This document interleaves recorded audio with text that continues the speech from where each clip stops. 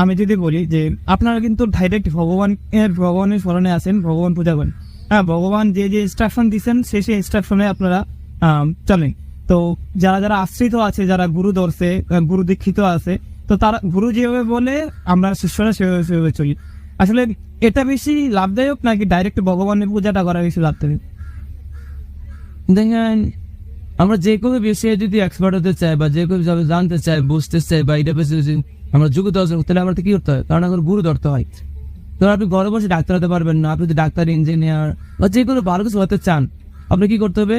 এটার যেখানে অধ্যয়ন, যেখানে চর্চা হয় সেখানে ভর্তি হন, বা যেটা ভালো জানো তার কাছে যান, যে কোনো বিষয়ে। তো তদ্রুপ আপনি নিজে নিজে কখনো ডাক্তার, ইঞ্জিনিয়ার বা একজন কলেজের প্রফেসর হতে পারবেন, কখনো হতে পারবেন। আপনাকে কি করতে হবে? স্কুল কলেজে আপনাকে পড়াশোনা করতে হবে এবং সেখান থেকে সার্টিফিকেট অর্জন করে পরীক্ষার মধ্যে যোগ্যতা অর্জন করে আপনি কি করতে হবে? একজন ডাক্তার, সেই বিষয়ে ডাক্তার বিষয়ে লেখাপড়া করে যোগ্যতা অর্জন করে আপনি কি ডাক্তার হতে হবে। তদ্রুপ আপনি এটা পর থেকে আপনি কি অবশ্যই বিভিন্ন টিচারের কি শরণাপন্ন হয়েছেন কোনো না কোনো। যেমন আমরা প্রাইমারি স্কুলে পড়ি, যেমন আমাদের প্রথম মা বাবা হচ্ছে আমাদের প্রথম টিচার, আমাদের প্রথম গুরু মা বাবা। তো মা বাবার পর আমাদেরকে আবার প্রাথমিক স্কুলে পড়ি, হাই স্কুলে পড়ি বা বিশ্ববিদ্যালয়ে পড়ি। তারপর প্রতিটাই যখন আমরা পড়ি ইনস্টিটিউশনে, তো প্রতিটা আমরা কি করি? শিক্ষক কি করি? আমরা টিচারদের কাছে পড়ি। প্রতিটা টিচার আমাদের কি গুরু। তো দেখেন, এখানে আপনি কি করতেছেন? গুরু ধরতেছেন, গুরু ছাড়া আপনি কি পারতেছেন না। স্কুলের পর পাশাপাশি আপনি কি করেন? যে বিষয়ে আপনি দুর্বল আছেন সেই বিষয়ে কি করেন? প্রাইভেট টিউটর রাখেন। কেন?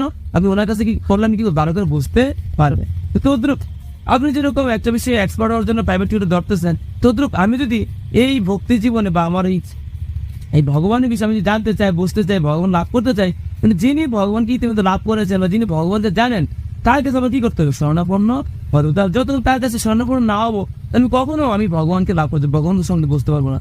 আপনি যদি কম্পিটিশন জানতে চান বা একটা এসি ক্রিজের কাজ শিখতে চান বা মোবাইল সঙ্গে যেটা জানে, তার কাছে গেলে আপনি কি করতে পারবেন? অনেক সহজ শিখতে পারবেন, জানতে বুঝতে পারেন। তার নিজে নিজেকে আপনি এটা সহজ সবকিছু জানবেন, কখনো এটা সম্ভব না। যদি আপনাকে ভগবান বা যেটা কি বলে সুপ্রিম পাওয়ার বা সেটাকে বলে কি মানে অন্যটা শক্তি, যদি এটা অন্যটা শক্তি, অন্যটা কিছু, এটা আমরা কিন্তু অর্পণ করছি আলাদা সাবজেক্ট।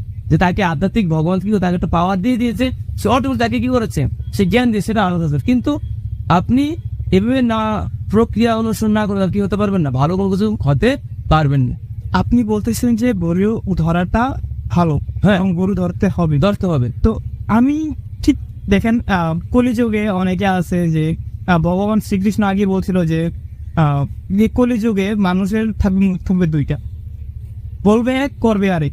তো সেই আসলে প্রকৃত গুরু বা আমি তার কাছে গেলে কিছু শিখতে পারবো বা অরিজিনাল জ্ঞানটা আমি পাবো। কিভাবে আমি একটা প্রকৃত গুরুর সন্ধান পাবো? তো আসলে গুরুদেব চ্যানেল উপর বিষয়টা হচ্ছে, শাস্ত্রে বলা হয়েছে যিনি সদ্গুরুদেব উনি কৃষ্ণ তত্ত্ববেত্তা হবেন, উনি শাস্ত্রের কোনো অপব্যাখ্যা দিবেন না। শাস্ত্রের যে লেখা অ্যাজ ইট ইজ, একজন ডাকপিনের মতন। হ্যাঁ, ডাকপিন কি করে? হ্যাঁ, প্রেরক উনি কি করে? চিঠিটা যেভাবে লেখে প্রাপককে কি করে? ডাকপিন পৌঁছায় দেয়। উনি এর মধ্যে কোনো কি করে না, কোনো যোগ বিয়োগ করে না। তদ্রুপ সদ্গুরুদেব উনি কি করবেন? শাস্ত্রের যেভাবে শাস্ত্রে লেখা আছে সেভাবে উনি কি করে উপস্থাপনা করবেন, ব্যাখ্যা দিবেন, আমাদেরকে বুঝাইবেন। কোনো অপব্যাখ্যা উনি বা বিকৃত কোনো ব্যাখ্যা দিবেন না। উনি শুদ্ধ স্তরে অবস্থান করবেন। হ্যাঁ, উনি পরম্পরা ধারায় থাকবেন। হ্যাঁ, আমাদের যে পরম্পরা আছে, হ্যাঁ, সেই পরম্পরা ধারায় থাকবেন এবং কৃষ্ণ সম্বন্ধে যিনি আমাদেরকে শিক্ষা দান করবেন আমাদেরকে, এবং তত্ত্ববেত্তা, কৃষ্ণ তত্ত্ববেত্তা হবেন। ঠিক আছে, এটা হচ্ছে সদ্গুরুদেব লক্ষণ। হ্যাঁ, যদি দেখবো না উনি কৃষ্ণ তত্ত্ববেত্তা না, শাস্ত্র অপব্যাখ্যা দেয় এবং মন গড়া উনি ব্যাখ্যা দেয়, নিজেকে ইয়া করে। উনি ভগবানকে প্রতিষ্ঠা যেখানে উনি ভগবানকে প্রতিষ্ঠা করবে সেখানে নিজেকে কি করে প্রতিষ্ঠা করে বা নিজের ইয়াটাকে উনি চাপিয়ে দিচ্ছে, নিজের মতটাকে চাপিয়ে দিচ্ছে। হ্যাঁ, তাহলে আমি মনে করি সেটা সদ্গুরুদস্ত পড়ে না। হ্যাঁ, নিজের আত্মসিদ্ধি লাভ করার জন্য সদ্গুরু যিনি হবেন, যিনি এই যে আমি এই যে মানে এই নীতিগুলা যার মধ্যে থাকবে। হ্যাঁ, উনি কখনো শাস্ত্র অপব্যাখ্যা দিবেন না এবং পরম্পরা ধারা থাকবেন এবং উনি শুদ্ধ সাথী স্তরে থাকবেন, মন করা কোনো ব্যাখ্যা দিবেন না। হ্যাঁ, তো এটা হচ্ছে একটা সদ্গুরু।